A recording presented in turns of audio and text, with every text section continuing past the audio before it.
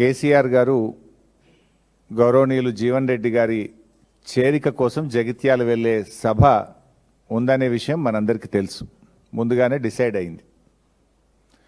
అంటే రేవంత్ రెడ్డి గారు కేసీఆర్ గారి సభ జరిగే సమయానికి అదే రోజు అదే జిల్లాలో అదే సమయానికి సభ పెట్టి ఆయన కుచ్చిత బుద్ధిని బయటపెట్టుకున్నాడు.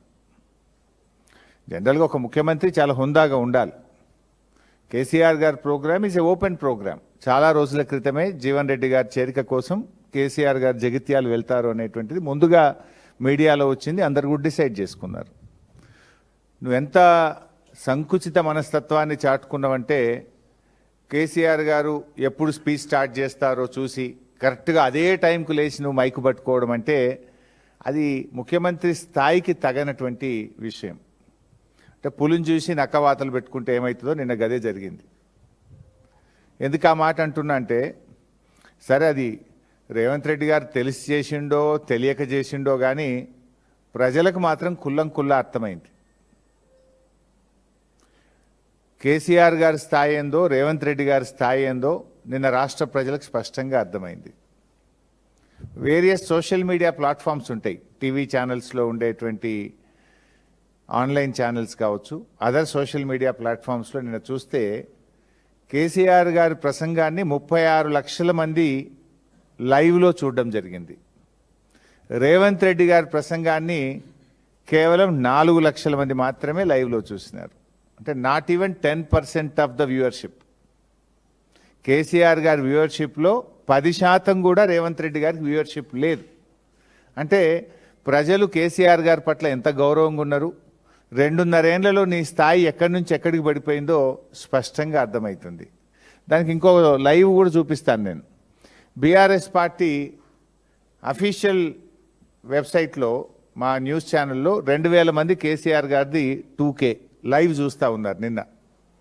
అదేవిధంగా రేవంత్ రెడ్డి గారు చూస్తే ఇది కాంగ్రెస్ పార్టీ అఫీషియల్ వెబ్సైటు, 54 మంది చూస్తున్నారు. ఎక్కడ 54, ఎక్కడ 2000? అది 54, ఇది 2000. అన్నీ కలిపితే ఆల్ ఛానల్స్ యొక్క యూట్యూబ్ కానీ ఆన్లైన్ ఛానల్స్ కానీ అదర్ యూట్యూబ్స్ కానీ మొత్తం 36 లక్షల మంది కేసీఆర్ గారి ప్రసంగాన్ని చూస్తే రేవంత్ రెడ్డిది 4 లక్షలు.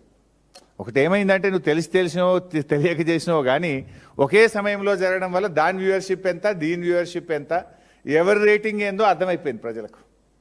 రేవంత్ రెడ్డి గారి స్థాయి ఏందో, కేసీఆర్ గారి స్థాయి ఏందో రాష్ట్ర ప్రజలకు మాత్రం కంపారిజన్ మాత్రం స్పష్టంగా అటు చూస్తే 2000 కనబడుతుంది, ఇటు చూస్తే 54 కనబడుతుంది. అటు చూస్తే లక్షల్లో ఉంటుంది, ఇటు చూస్తే వేలల్లో ఉంది.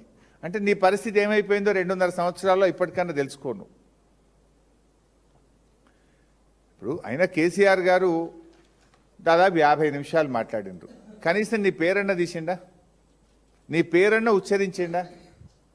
కేసీఆర్ గారు మాట్లాడితే రైతుల గురించో, విద్యార్థుల గురించో, ఉద్యోగుల గురించో, రాష్ట్రం గురించో, ఆటో కార్మికుల గురించో, విద్యుత్ సమస్యల గురించో, సాగునీరు త్రాగునీటి గురించో ఆయన ఒక స్టేట్స్మెన్గా మాట్లాడిండ్రు. రాష్ట్రము, రాష్ట్ర ప్రయోజనాలు, ఒక ఉద్యమకారుడిగా, ఒక రాష్ట్రాన్ని సాధించిన నాయకుడిగా, 10 ఏళ్ళు ఈ రాష్ట్రాన్ని పరిపాలించిన ఒక ముఖ్యమంత్రిగా ఎంతో హుందాగా కేసీఆర్ గారు మాట్లాడినారు. రేవంత్ రెడ్డి ఏం చేసుడు, ఒకటే మొత్తుకునుడు, ఒకటే రంకెలు, పడి ఏడ్చుడు. ఎందుకంత ఫ్రస్ట్రేషనో నాకైతే అర్థమైతలేదు. నీకు ఎందుకంత బాధ రేవంత్ రెడ్డి? కేసీఆర్ గారు చాలా హుందాగా మాట్లాడినాడు కదా. ఆయన కేసీఆర్ గారు స్టేట్స్మెన్గా మాట్లాడితే నువ్వు స్ట్రీట్ మ్యాన్గా మాట్లాడినావు. కేసీఆర్ గారి ఇంట్రెస్టు స్టేట్ ఇంట్రెస్టు, నీదేమో కుర్చీ సీట్ ఇంట్రెస్టు. ఆయనది స్టేట్ ఇంట్రెస్ట్గా ఉండే ఉపన్యాసము, నీది సీట్ ఇంట్రెస్ట్గా ఉండే నీ ఉపన్యాసం. నేను మళ్ళీ గెలుస్తా, నేను మళ్ళీ వస్తా, ఇదే కదా నువ్వు మాట్లాడింది. అసలు అయ్యేదా పోయేదా? అది నువ్వు తల కిందికి పెట్టి కాళ్ళు మీదికి పెట్టినా బీఆర్ఎస్ ప్రభుత్వం వచ్చేది ఖాయం. దాన్ని ఆపడం నువ్వు కాదు, నీ తాత జేజమ్మ తరం కూడా కాదు. అది స్పష్టంగా వ్యూలోనే కనబడుతుంది కదా, వ్యూస్లో ప్రజల మూడు. It indicates the mood of the people. 36 లక్షల మంది కేసీఆర్ ప్రసంగాన్ని చూడడం, 4-5 లక్షలు కూడా నీకు చూడలేదంటేనే that is the mood of the state, that is mood of the people.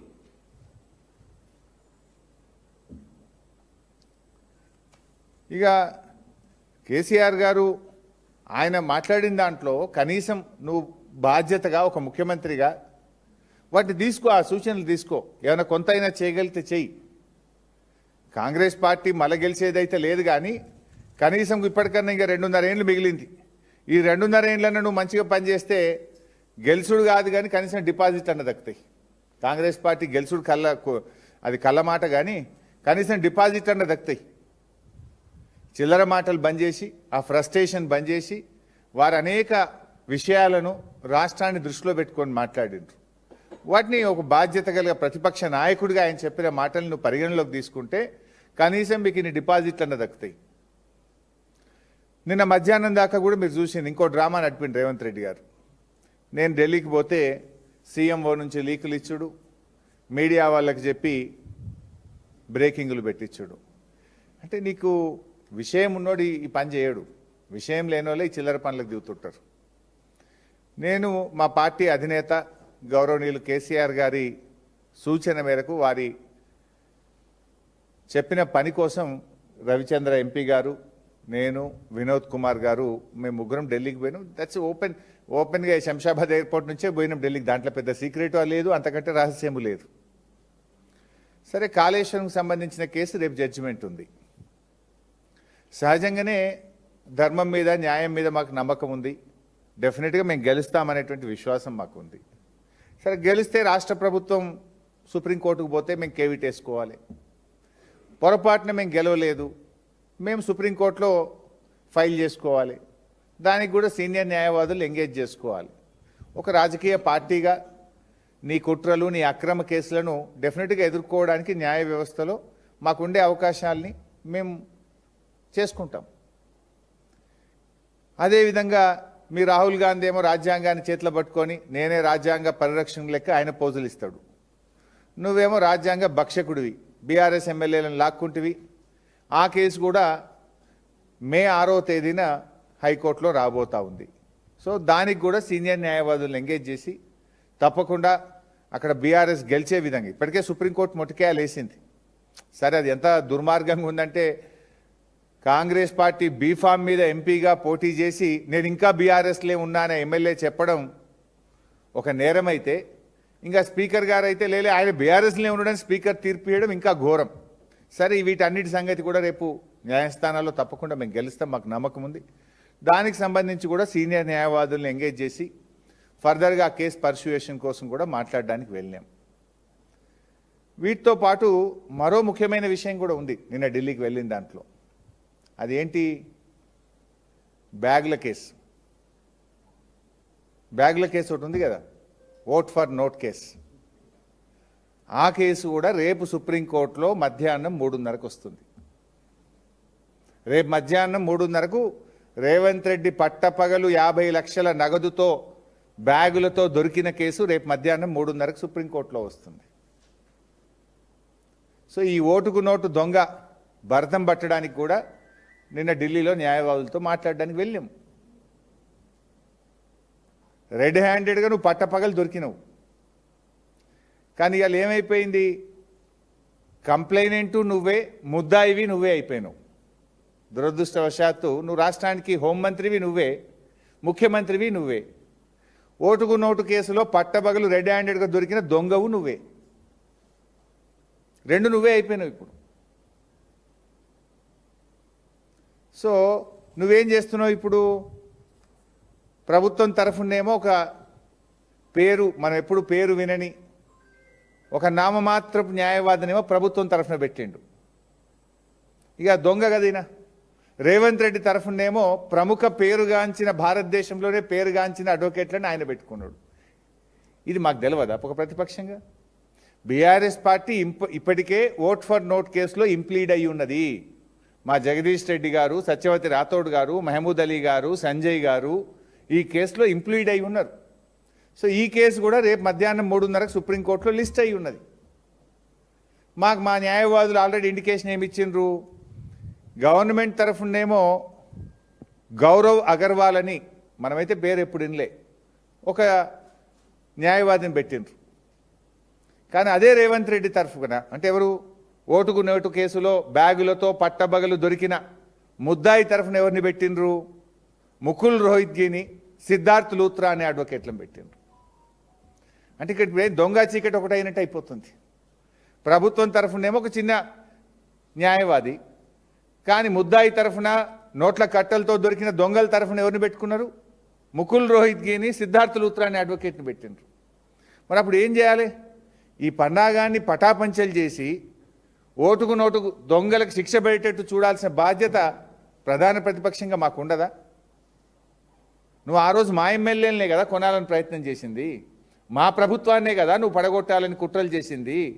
సమైక్యవాదులతో చేతులు కలిపి ఆనాడు మా ప్రభుత్వాన్ని పడగొట్టాలని నువ్వు ప్రయత్నం చేస్తే నీకు శిక్ష పడాలి కదా.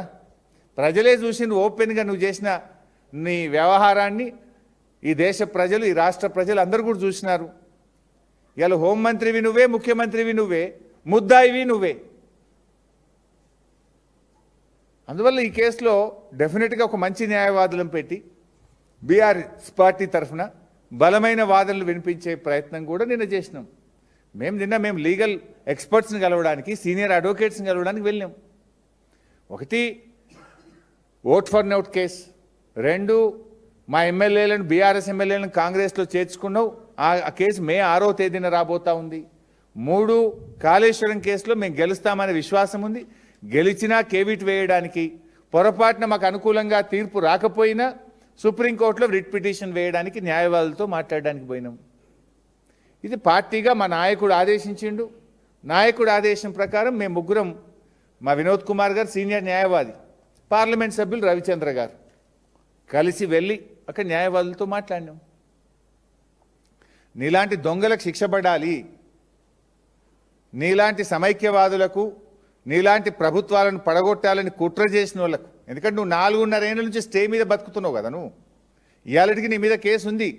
ఆ స్టే మీదనే నువ్వు ఈరోజు ఆ కేసు విచారణ జరగకుండా 4.5 సంవత్సరాల నుంచి స్టే మీద నువ్వు ఇవాళ ముఖ్యమంత్రిగా ఉన్నావు. ఒకసారి స్టే వెకటైందంటే నీ కుర్చీకే ముప్పు ఉన్నది. స్టే వెకటైందంటే నువ్వు జైలుకి పోతావు. కనుకనే ఇవన్నీ డ్రామాలు చేస్తున్నావు నువ్వు.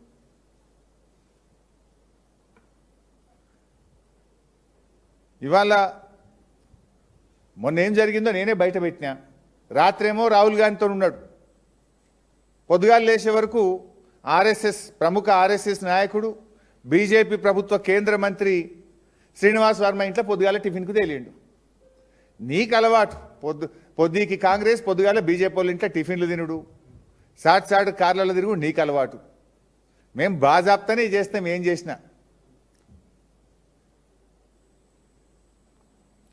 సరే, ఇది అసలు విషయం.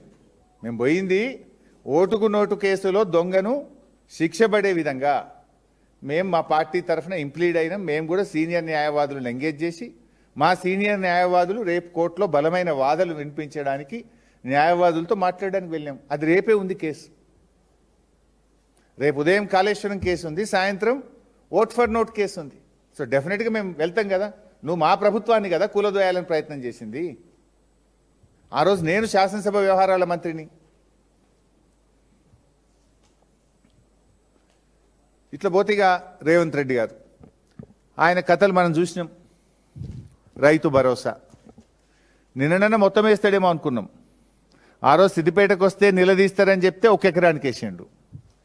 నిన్న కేసీఆర్ గారు జగిత్యాలకు వస్తే మళ్ళీ 1 ఎకరానికి వేసిండు. మరి మిగతాది ఇంకెప్పుడు వేస్తావు? చెప్పింది 15,000, ఎగ్గొట్టింది 2 రైతు భరోసాలు. ఈ 3వ రైతు భరోసానైనా పూర్తిగా ఇస్తావా అంటే ఇప్పటికే కోతలు అయిపోయినాయి, వడ్లు కల్లాలకు వచ్చినాయి. వడ్లు కల్లాలకు వచ్చినా రైతు బంధు పడలే. రైతు బంధు అంటే పెట్టుబడి సహాయం. పంట చేతికి వచ్చినా నీ పెట్టుబడి సహాయం రాలే. కేసీఆర్ గారు బయటకు వస్తున్నారు, ఆయన గర్జిస్తారని భయపడి నిన్నో డ్రామా నడిపి 1 ఎకరానికి వేసినావు. ఊరిచ్చి 1 ఎకరానికి వేసినావు. అంటే ఇక మళ్ళీ మిగతాది పడాలంటే మళ్ళొక్కసారి కేసీఆర్ బయటకు రావాలి. ఇక ఇట్లా ఎన్నిసార్లు రావాలి? అంటే కేసీఆర్ గారు ప్రశ్నిస్తే తప్ప, బీఆర్ఎస్ పోరాడితే తప్ప రైతు బంధు పడే పరిస్థితి ఉండదా? నువ్వు ఆ రోజు ఏం చెప్పినావు? సిద్దిపేటకు వచ్చినప్పుడు మార్చి 22 నాడు 20 రోజుల్లో మిగతా పైసలు వేస్తా అన్నావు, వేయలే. అంతకుముందు ఏం చెప్పినావు? మున్సిపల్ ఎన్నికల్లో లబ్ధి పొందడానికి మిర్యాలగూడలో మున్సిపల్ సభలో మాట్లాడుతూ ఎన్నికల కోడ్ అయిపోగానే రైతు భరోసా ఇస్తా అన్నావు, వేయలే.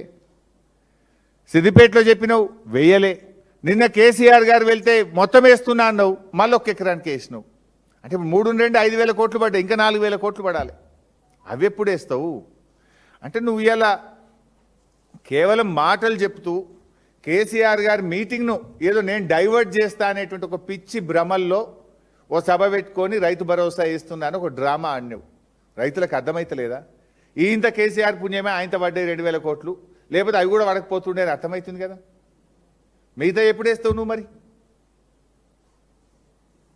పోయినసారి 9 రోజులు వేసినా డైలాగ్ కొట్టినావు. మరి ఇప్పుడు ఏమైంది? ఇప్పుడు 6 నెలలు అయిపోయింది. 6 నెలల కింద పడాల్సిన రైతు బంధు ఇప్పటికి వాళ్ళే కేవలం 5,000 కోట్లు మాత్రమే పడ్డాయి, ఇంకా 4,000 పడాలి. బడా కాంట్రాక్టర్లకు ఉంటాయి కానీ రైతులంటే నీకు ఉండవు. కాళేశ్వరం ప్రాజెక్టు గురించి నిన్న ఒక విషయంలో ఆయనకు థ్యాంక్స్ చెప్పాలి. రేవంత్ రెడ్డి గారికి నేను థ్యాంక్స్ చెప్పాలని కూడా అనుకుంటున్నాను.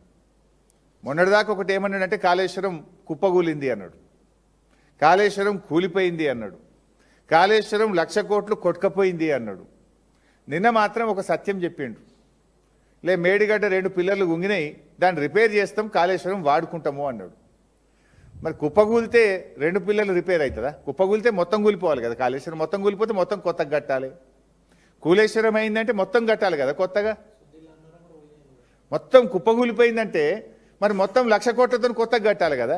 నిన్నేమంటుండు? 2 పిల్లర్లు పోయినాయి, దాన్ని రిపేర్ చేస్తాం, తొందరగా రిపేర్ చేసి వాడుకుంటాం. అది కూడా నీకు ఎప్పుడు సోయొచ్చింది? సైంటిస్టులు, వాతావరణ శాఖ రాబోయే సంవత్సరం సూపర్ ఎలినో ఉండబోతుంది, తీవ్రమైన కరువు దుర్భిక్ష పరిస్థితులు ఈ దేశంలో రాబోతున్నాయని చెప్పి వాతావరణ శాఖ హెచ్చరిస్తే గప్పుడు నీకు సోయొచ్చింది, గప్పుడు నీకు కాళేశ్వరం గురించి యాదికొచ్చింది. అసలు నీకు ఎప్పుడు కాళేశ్వరం గురించి నీకు ఒక క్లారిటీ రాలే. ఇప్పుడు 2.5 ఏళ్ళు అయింది, నీకు ఇప్పటికన్నా క్లారిటీ వచ్చింది అనుకున్నా. నీకు ఏ తెలియదు, నా బి తెలియదు. కాళేశ్వరం గురించి నీకు ఏబిసిడీలు కూడా తెలివై. నీకు the beauty of Kaleshwaram, KCR గారు ఎంత గొప్పగా ఆలోచించిండ్రు అంటే కాళేశ్వరం 3 లెవెల్స్లో పనిచేస్తుంది. మంచి వర్షపాతం ఉంటే మిడ్ మానేర్ నుంచి మాత్రమే మోటార్ లాంచ్ చేయాలి, మిగతా ఈ కరెంట్ బిల్ తక్కువ వస్తుంది. యావరేజ్ రెయిన్ఫాల్ ఉంటే ఎల్లంపల్లి నుంచి మాత్రమే మోటార్ లాంచ్ చేయాలి. తీవ్ర కరువు దుర్భిక్షం ఉంటే అప్పుడు మేడిగడ్డ దగ్గర మోటార్ లాంచ్ చేయాలి. This is a multi level project. మంచి వర్షాలు వస్తే మిడ్ మానేర్, యావరేజ్ ఉంటే ఎల్లంపల్లి, డ్రౌట్ సిచ్యువేషన్ ఉంటే మేడిగడ్డ దగ్గర మోటార్ లాంచ్ చేయాలి. Last 2 years were good. అందువల్ల ఎంఎంఆర్కేలే మోటార్ లాంచ్ చేసినాం, మల్లన్న సాగర్ నింపినాం, మా కొండపోచమ్మ సాగర్ నింపినాం, రంగనాయక సాగర్ నింపినాం, అనంతగిరి నింపినాం, లక్షల ఎకరాలకు నీళ్లు ఇచ్చినాం. కోట్ల మంది ప్రజలకు త్రాగునీరు కాళేశ్వరం ద్వారా ఇప్పుడు ఈ నిమిషానికి కూడా అందుతున్నది. ఇప్పుడు ఎలినో వస్తుంది కదా, మేడిగడ్డ అవసరం నీకు గుర్తొచ్చింది. ఇప్పుడు పరిగెత్తిన నువ్వు. ఇదేదో 2 ఏళ్ల కింద పోయి ఉంటే ఈ పాటికి మరమ్మత్తు అవుతుండే, రాష్ట్రం సస్యశ్యామలం అవుతుండే. ఇప్పుడు కాళేశ్వరం అంటే ఏంది? 3 బ్యారేజీలు, 15 రిజర్వాయర్లు, 19 సబ్స్టేషన్లు, 21 పంప్ హౌస్లు, 203 కిలోమీటర్ల టనలు, 1,531 కిలోమీటర్ల గ్రావిటీ కెనాలు, 141 టీఎంసీల స్టోరేజ్ కెపాసిటీ, 530 మీటర్ల ఎత్తుకు లిఫ్టు, 240 టీఎంసీల నీటి వినియోగం, వీటన్నిటి సమాహారం కాళేశ్వరం. 37 లక్షల ఎకరాలకు సాగునీరు అందించే ప్రాజెక్టు కాళేశ్వరం. 1.5 కోటి ప్రజలకు త్రాగునీరు అందించే ప్రాజెక్టు కాళేశ్వరం.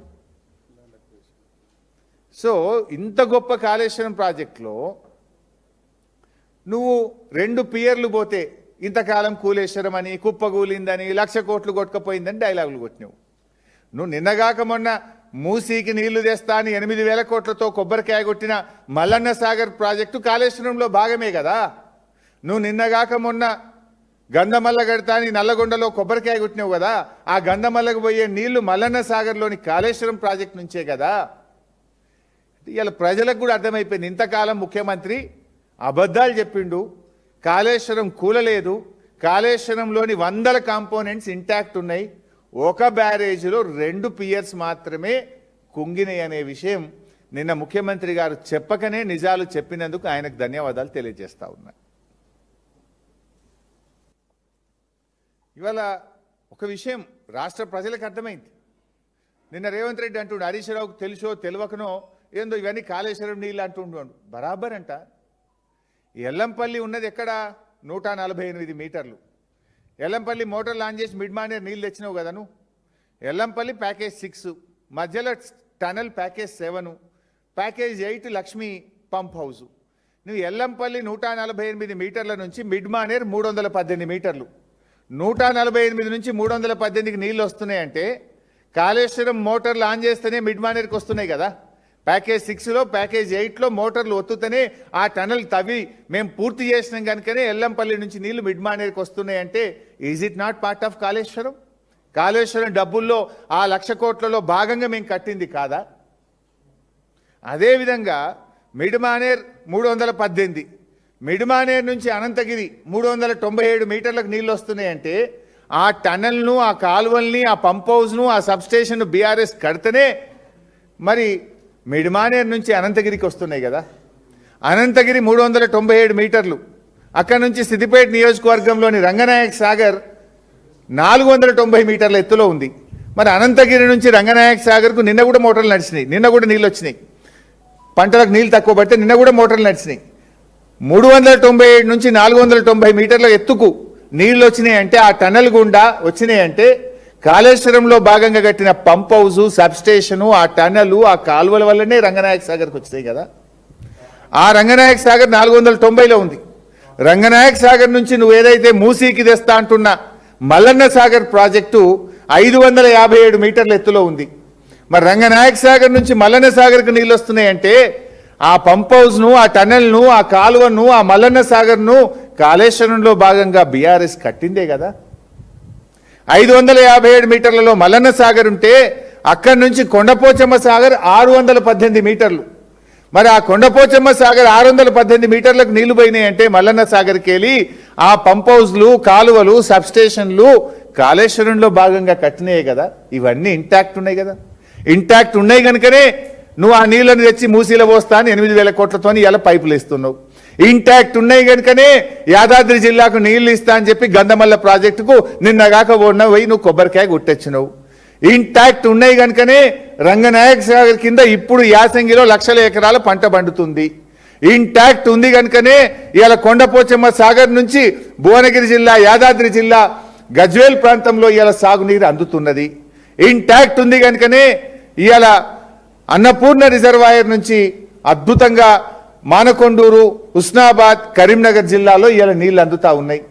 ఇంటాక్ట్ ఉంది కనుకనే మా వరద కాలువ 3 సార్లు మోటార్ లాంచ్ చేస్తే జగిత్యాల జిల్లా, కరీంనగర్ జిల్లా, బాల్కొండ దాకా వరద కాలువ కింద 100 చెరువుల నుండి లక్షల ఎకరాల్లో పంట పండుతున్నది. ఇవి నిజాలు కదా. నీకు ఏ తెలియదు, బీ తెలియదు, లేదా తెలిసినా ఇప్పుడు నిద్రపోయేటోనే లేపచ్చు, కానీ నిద్రపోయినట్టు నటించటం నేను లేపుతాము. నువ్వు తెలియక మాట్లాడుతున్నావా, తెలిసి నటిస్తున్నావా ఇవాళ రాష్ట్ర ప్రజలకైతే అర్థమైంది. కానీ నిన్న మాత్రం ఒకటి చెప్పినావు, ఎలీనో వచ్చిందని, లేదా ఇక రిపేర్ చేస్తాం, 2 రిపేర్లు ఆ 2 పిల్లర్లను అంటున్నావు. ఇప్పటికైనా రాష్ట్ర ప్రజలకు కాళేశ్వరం ఇంటాక్ట్ ఉంది అనే విషయం నిన్నటి ముఖ్యమంత్రి గారి చర్యలతో నిన్నటిదాకా నువ్వు మాట్లాడి అని బొంకుడు మాటలు, అబద్ధాలు, గోబల్స్, విష ప్రచారం చేసిన అనేటువంటి విషయం నిన్నటితో రాష్ట్ర ప్రజలకు చాలా స్పష్టంగా అర్థమవుతా ఉంది. అదేవిధంగా 617 మీటర్ల ఎత్తు కొండపోచమ్మ సాగర్, అక్కడ నీ మేడిగడ్డ 78 మీటర్లు, నీ ఎల్లంపల్లి 148 మీటర్లు. ఇంత దూరం నీళ్ళు వచ్చినాయంటే కాళేశ్వరంలో అంతర్భాగంగానే వచ్చినాయి. ఎల్లంపల్లి గురించి కూడా మాట్లాడండి రేవంత్ రెడ్డి, నా గురించి మాట్లాడుతూ ఏదో ఎల్లంపల్లి ప్రాజెక్ట్ గురించి కూడా మాట్లాడిండు. ఎల్లంపల్లి ప్రాజెక్టు మేమే కట్టినాం అని రేవంత్ రెడ్డి చెప్తా ఉండు. ఎల్లంపల్లి ప్రాజెక్ట్ శంకుస్థాపన చేసింది 2004వ సంవత్సరం. 2004వ సంవత్సరం ఎల్లంపల్లి శంకుస్థాపన చేసినప్పుడు నేను ఉమ్మడి ఆంధ్రప్రదేశ్లో ఆ రోజు మంత్రిని. ఇప్పుడు కూడా పోయి చూసుకో శిలాపలకం మీద రేవంత్ రెడ్డి ఎల్లంపల్లి ప్రాజెక్టుకు శంకుస్థాపన చేసిన నాడు రాష్ట్ర మంత్రిగా నా పేరు కూడా శిలాపలకం మీద ఉన్నది. నేను ఆ మీటింగ్లో భాగం. ఎల్లంపల్లి ప్రాజెక్ట్ శంకుస్థాపన అయినాడు షెడ్డీలు వేసుకొని నా వెనక తిరిగినోడు రేవంత్ రెడ్డి. నెక్కర్లు వేసుకొని నా వెనక, నేను మంత్రిగా ఉంటే నా వెనక తిరిగినోడు రేవంత్ రెడ్డి. పంపించమంటే ఫోటోలు పంపుతా, వీడియోలు పంపుతా. పంపమంటావు రేవంత్ రెడ్డి? ఎల్లంపల్లి శంకుస్థాపన చేసినా నేను మంత్రిని, నా వెనుక నెక్కర్లు చెడ్డీలు వేసుకొని తిరిగినోడు రేవంత్ రెడ్డి. అయినా మీరు పూర్తి చేయలే మీ కాంగ్రెస్ పార్టీ. కేసీఆర్ దయతో నా అదృష్టానికి నేను తెలంగాణ రాష్ట్రంలో నీళ్ల మంత్రి అయిన తర్వాత కేసీఆర్ గారి ఆదేశాల మేరకు రాత్రింబవళ్ళు కష్టపడి 2052 కోట్ల రూపాయలు ఖర్చు పెట్టి బీఆర్ఎస్ ప్రభుత్వం ఎల్లంపల్లి ప్రాజెక్టును పూర్తి చేసింది. ఎల్లంపల్లి ప్రాజెక్టులో రీహాబిలిటేషన్ 13,296 ఇండ్లు మునిగిపోయినాయి. కాంగ్రెస్ ఆ రోజు ఇచ్చింది 1,448 మందికే ఇండ్లు ఇచ్చింది. బీఆర్ఎస్ వచ్చినాక మళ్ళీ 6 కాలనీలు నిర్మించి ఇండ్లు కట్టించి వాళ్ళకు డబ్బులు ఇచ్చి ఆ గ్రామాలను షిఫ్ట్ చేసి రాయపట్నం బ్రిడ్జిను పూర్తి చేసి దాదాపు 2,100 కోట్ల రూపాయలు ఖర్చు పెట్టి ఎల్లంపల్లిని కేసీఆర్ గారి ఆదేశాల మేరకు నీళ్ల మంత్రిగా నేను పూర్తి చేసిన. నువ్వేందో చిల్లర మాటలు మాట్లాడు. ఏమైంది? ఇట్లా అవాస్పాలైతావు, నువ్వే జోకర్ అయిపోతావు నువ్వు ఇట్లా మాట్లాడితే. ఎస్ఆర్ఎస్పి గురించి కూడా మాట్లాడి 1953 సంవత్సరంలో ఆనాడు ఐ థింక్ నెహ్రూ గారు ప్రారంభించారు ఎస్ఆర్ఎస్పి ప్రాజెక్టును. 50 ఏళ్ల తర్వాత ఈవెన్ 1963 ఐ బిలీవ్ 50 ఏళ్ల తర్వాత కూడా ఎస్ఆర్ఎస్పిలో ఎన్నడూ 12 లక్షల ఎకరాలకు నీళ్లు పారలేదు. 2014లో బీఆర్ఎస్ ప్రభుత్వం వచ్చినాడు ఎస్ఆర్ఎస్పిలో హార్డ్లీ 6 లక్షలు వారితే ఎక్కువ. కేసీఆర్ గారు వచ్చినాక ఎస్ఆర్ఎస్పి టు లోయర్ మానే డ్యామ్ కాలువల్ని బాగు చేసినాం, స్ట్రక్చర్స్ బాగు చేసినాం. ఎల్ఎండి నుంచి కిందికి పోయే కాకతీయ కాలువకు 2,000 కోట్ల రూపాయలు ఖర్చు పెట్టి కాలువను బలోపేతం చేసినాం, స్ట్రక్చర్స్ను బలోపేతం చేసినాం. ఎస్ఆర్ఎస్పి స్టేజ్ 2 పనులన్నీ పూర్తి చేసి కేసీఆర్ గారి నాయకత్వంలో ఎస్ఆర్ఎస్పికి 12 లక్షల ఎకరాలకు నీళ్లు ఇచ్చి చూపింది బీఆర్ఎస్ ప్రభుత్వం. పోయి అడుగు, భూపాలపల్లెలను అడుగు, నర్సంపేట వాళ్ళని అడుగు, మహబాద్ వాళ్ళని అడుగు, డోర్నకల్ వాళ్ళని అడుగు, నీళ్ళు ఎప్పుడొచ్చినాయి ఎస్ఆర్ఎస్పి కాలువల్లో? సూర్యాపేట వాళ్ళని అడుగు, కోదాడోళ్ళని అడుగు, తుంగతుర్తోళ్ళని అడుగు. ఎస్ఆర్ఎస్పి కాలువల్లో నీళ్ళు వచ్చింది కేసీఆర్ గారి ప్రభుత్వం వచ్చినాకనే నీళ్ళు వచ్చినాయి. నువ్వు చిల్లర మాటలు మాట్లాడుతున్నావు. ఇవాళ ఎస్ఆర్ఎస్పికి 12 లక్షల ఎకరాలకు నీళ్లు అందించింది బీఆర్ఎస్. అదేవిధంగా ఎల్లంపల్లి ప్రాజెక్టు పూర్తి చేసింది బీఆర్ఎస్.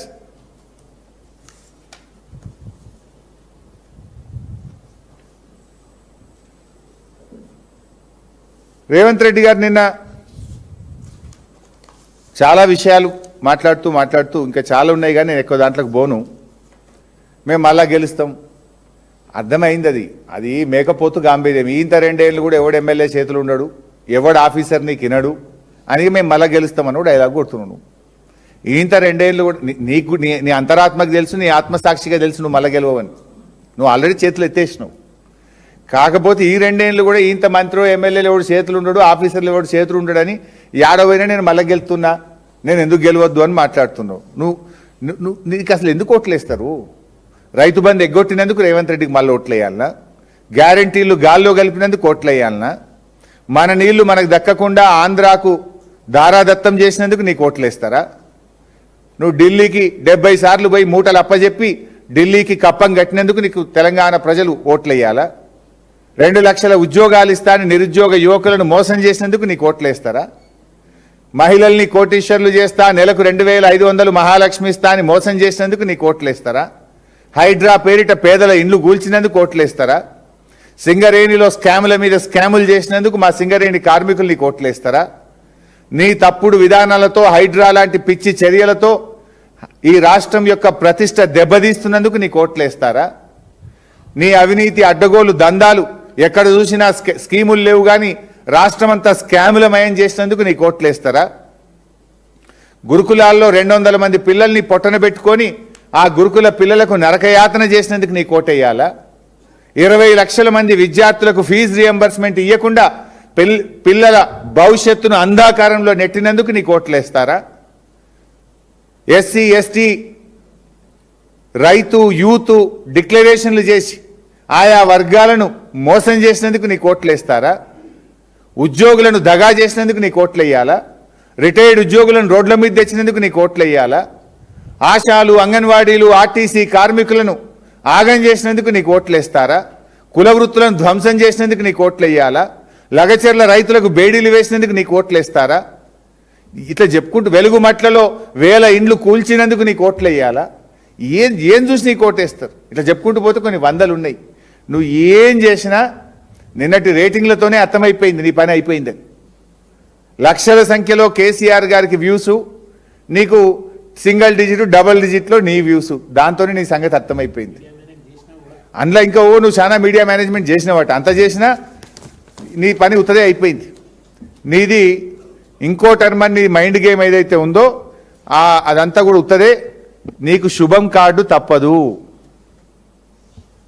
నీది ప్రజాపాలన కాదు, పలాయనవాద పాలన.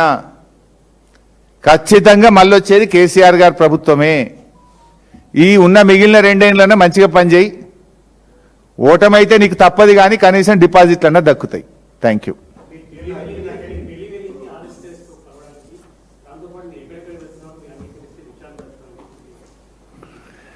ఇప్పుడే చెప్పిన నేను దేనికి వెళ్ళినో, ఓటుకు నోటు కేసులో దొంగకు శిక్ష పడాలని బీఆర్ఎస్ పార్టీ ఇంప్లీడ్ అయి న్యాయవాదులను పెట్టి పెట్టడానికి కాళేశ్వరం కేసు, అదేవిధంగా ఎమ్మెల్యేల పార్టీ ఫిరాయింపుల కేసు విషయంలో నేను ఢిల్లీ వెళ్ళినా అని చాలా స్పష్టంగా చెప్పిన. ముఖ్యమంత్రి స్థాయి వ్యక్తి ఇంత పచ్చి అబద్ధాలు ప్రచారం చేయడం అంటే ఇంతకంటే దిగజారుతనం ఇంకోటి ఉండదు. నేను మొన్న బయట పెట్టిన కేంద్ర మంత్రి శ్రీనివాస్ వర్మ, ఆర్ఎస్ఎస్ చెందినటువంటి శ్రీనివాస్ వర్మ ఇంటికి రాత్రేమో మేము ఓడగొట్టినాం, బీజేపీ మీద కొట్లాడిని అంటాడు. పొద్దుగాలు లేచేమో బ్రేక్ఫాస్ట్కు వాళ్ళ ఇంట్లో విందులకు వినోదాలకు, పొద్దున బ్రేక్ఫాస్ట్కు పోయిండు, లంచ్ ఇంకొక నాయకుడు, అంటే తెలుగుదేశం అనే కేంద్ర ప్రభుత్వమే కదా, ఇంకొక కేంద్ర ప్రభుత్వ పార్ట్నర్ దగ్గరికి పోయిండు. అంటే మహిళా బిల్లు ఓడిపోయిన రోజే రేవంత్ రెడ్డి కేంద్ర ప్రభుత్వ పెద్దల ఇంట్లో టిఫిన్లు లంచులు చేస్తూ నీ యొక్క విధానాలను నేను బయట పెట్టినా. దాంతో ఫ్రస్ట్రేషన్తో ఏదో నా మీద పడతా ఉన్నాడు. సరే మీరు అంటున్నారు, ఏమడిగిన నన్ను విచారణ చేయడానికి నన్ను అడుగుడు ఎందుకు? You are the government, you do it. You are at the helm of FIRs. నేను ఎవరు ఆపుతున్నారు విచారణ చేయడానికి? నేనేమైనా వద్దంటున్నానా? You are the chief minister, you are the government. నా అనుమతి ఎందుకు విచారణ చేయడానికి? ఇప్పటికీ నా మీద 5-6 విచారణలు చేస్తున్నావు. ఎన్ని చేసినావు? ఒక 6 ఎంక్వైరీలు చేసినావు. నిన్ను ప్రశ్నిస్తున్నామని, నీ స్కాములు బయట పెడుతున్నామని, నీ ఆటలు సాగనీయడం లేదని మా కేటీఆర్ గారి మీద వేసినావు, మా కేసీఆర్ గారి మీద వేసినావు, మా కమలాకర్ అన్న మీద వేసినావు, మా పార్టీ నాయకులందరి మీద వేస్తున్నావు. నా మీద కూడా 5-6 వేసినావు. వేసుకో, ఏడవది వద్దంటున్నాను నేను ఆపుతున్నాను. ఇంకో పని చేయి, నీకు నిజాయితీ ఉంటే నువ్వు కూడా ఢిల్లీకి 70 సార్లు పోయినావు కదా.